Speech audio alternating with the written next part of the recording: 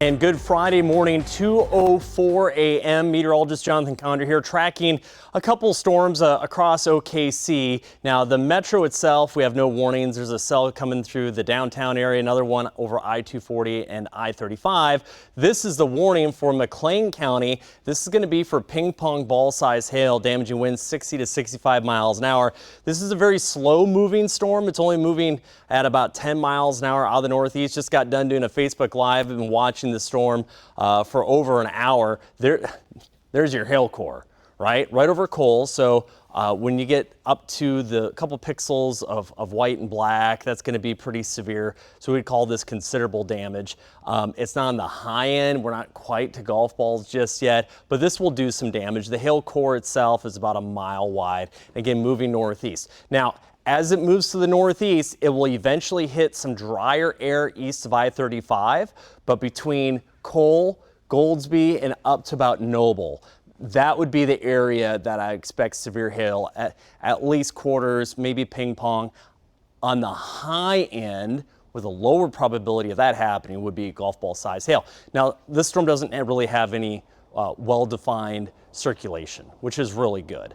Even the inflow notch on it, it's not that strong. So I don't see this generating a tornado. I'm not too worried about that, even though we have the winds for it, the low-level winds. But you can see even probably the storm out to the front is probably kind of blocking this storm from really starting to spin up. Now, this would not turn hard left and roll into OKC. It will likely pass just to the south side of Norman. So storm track here, Washington, in about 10 minutes, Goldsby 222, the Riverwind Casino 238, National Weather Center 249, Denver 347, same with Lake Thunderbird. Okay, and again, this is going to be for ping pong ball size hail, damage and winds 60, maybe 65 miles an hour.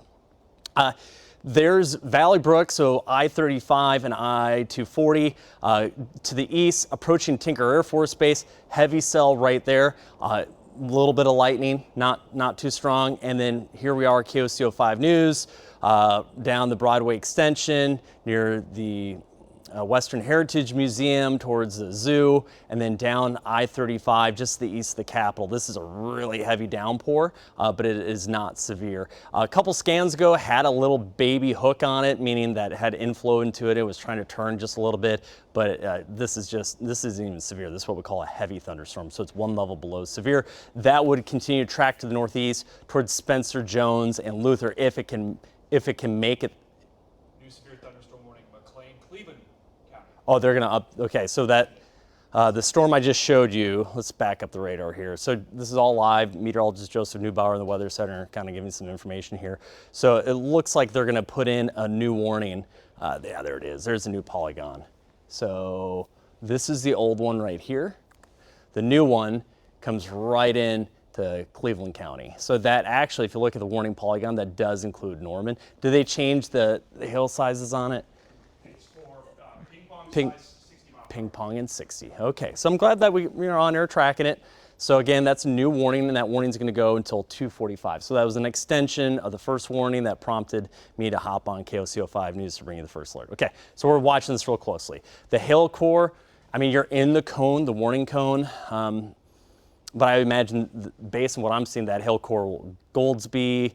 And then once it gets to Lake Thunderbird, I'd imagine it's going to start to collapse. Again, no organized rotation. I don't see a tornado risk. This is definitely a big time hail risk for the ping pong ball size hail. Back up to radar, a couple cells up north of Arcadia, one northwest of Piedmont. If we look at the big picture, there's not a lot flanking us from the southwest, but we will get more rain later today. I mean, later, no, it might be on and off a little bit here and there throughout the morning and the afternoon, but then the late afternoon, the evening, it is going to pour, and there's another new risk of severe weather, but that's for later. I'm here, I'm tracking the storm. You'll see me intermittently throughout the morning on KOCO 5 News. Our newscast starts at 4:30, and that's where we can spend a lot more time detailing the forecast and get you ready for a very wet weekend. But that's the latest from the First Alert Weather Center, and when we have new information, we'll bring it to you.